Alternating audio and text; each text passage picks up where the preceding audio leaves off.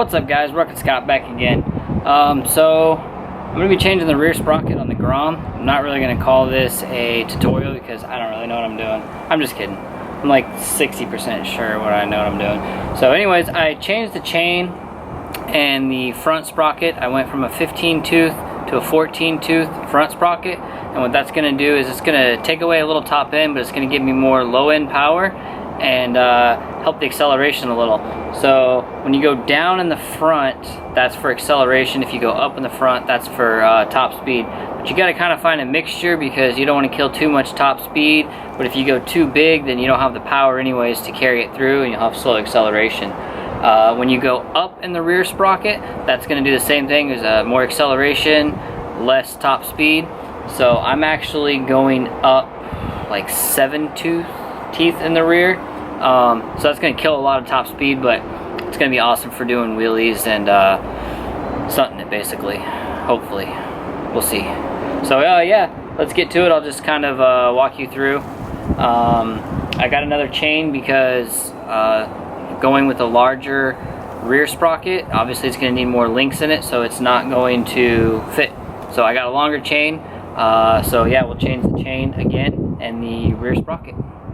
So the first thing I'm going to be doing is I'm going to loosen the axle nut. There we go. And this is a 19 mil, so we loosen that up. Next thing I'm going to do is these here are for the slack adjustment and the chain. So now that the axle's loose, they're kind of loose. So we're going to back these off. Alright, now that I got that done, I'm going to pull this all the way off. And we're going to take the axle completely out.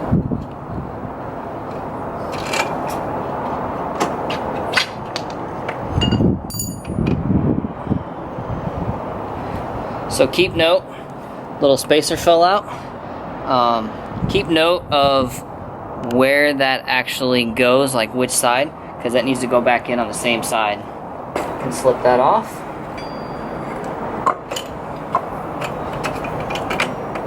And don't let your brake hang by the brake line. Alright, so now we've got the rear wheel off. This is your sprocket carrier.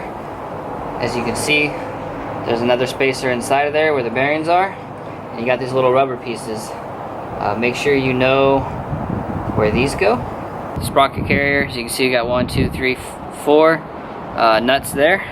And those are going to be a 14 mil. So we're going to take those off. Don't lose those, of course.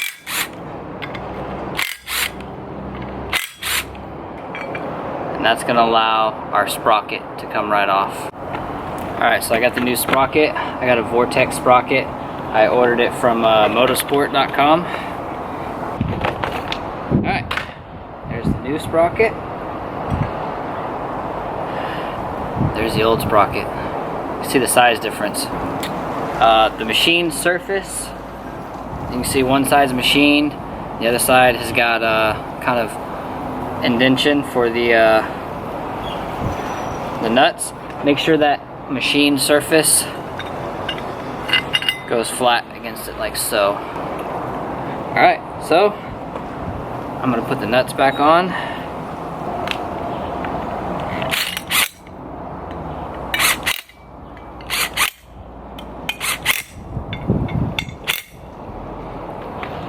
We're going to find the master link. Pop this cover off, put it out of the way too. So I've actually got a special pair of pliers. I don't know if you can really tell, but the one side is slightly longer than the other side, and that's just for master links. I picked these up for like 10 bucks. You can do it with a screwdriver or a pair of needle nose, but this is going to make it a little bit easier. Alright. Pop the master link off. Might be just a little bit stuck. There it goes. The link is off. And then we can pull the chain out. Alright, we got the sprocket carrier here. Remember those little pieces I told you to make sure you keep track of?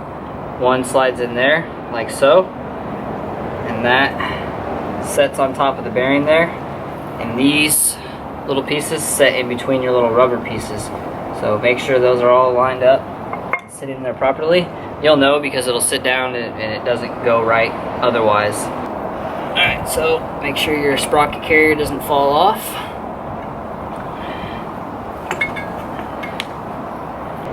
Stick your caliper on there. Make sure a pad is on each side of your rotor. Alright. Loosely put your axle nut back on the other side. You just put it hand tight for now because you'll need to adjust it. Put your master link down here on the bottom through your 2 pieces of chain. Focus, there we go. Put this piece over the 2 pins on it, like so. And then you're gonna take your clip, which looks like this,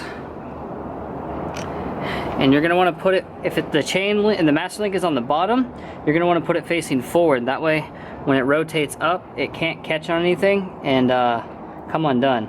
So you're gonna slide it in there, and that's when you take your pliers.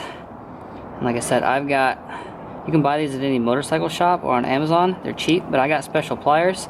You can usually use a screwdriver, anything else. I say this makes it easy, and now watch, I can't get it. And snap it on there.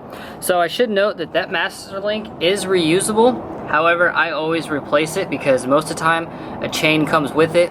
If everything else is worn out, who's to say that master link isn't? And they're cheap. I bought a spare one.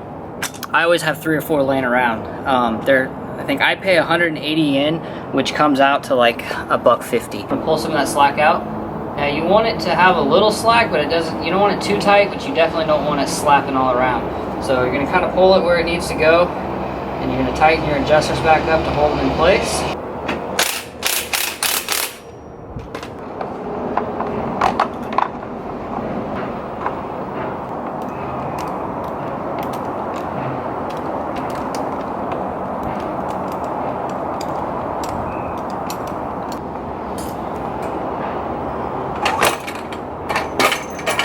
There you have it, guys. The 39 tooth rear sprocket on a Grom. So let's give it a test ride.